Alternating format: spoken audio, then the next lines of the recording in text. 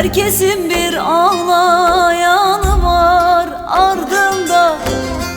Ya benim kimim var? Dağlar dağlar.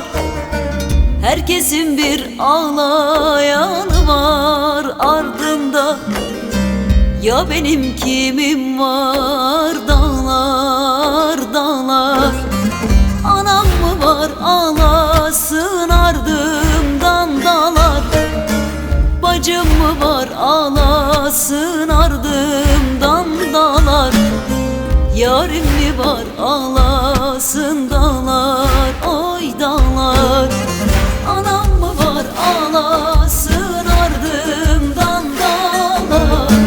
Bacım mı var ağlasın ardımdan dağlar, dağlar.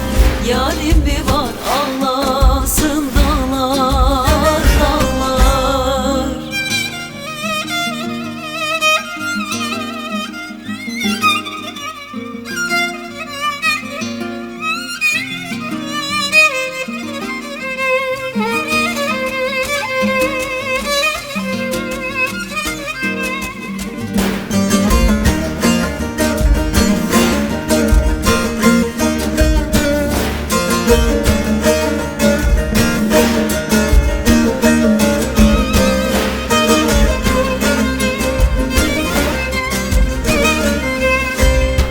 Kalmadı ömrümün baharı yazı, sargı tutmaz olmuş benim yaramı.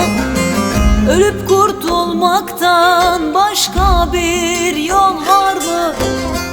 Ya benim kimim var? Dağlar dağlar. Gidip kurtulmaktan başka bir yol var mı?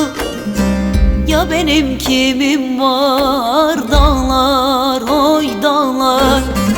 Anam mı var ağlasın ardımdan dağlar. Bacım mı var ağlasın ardımdan dağlar, dağlar. Yarim mi var ağlasın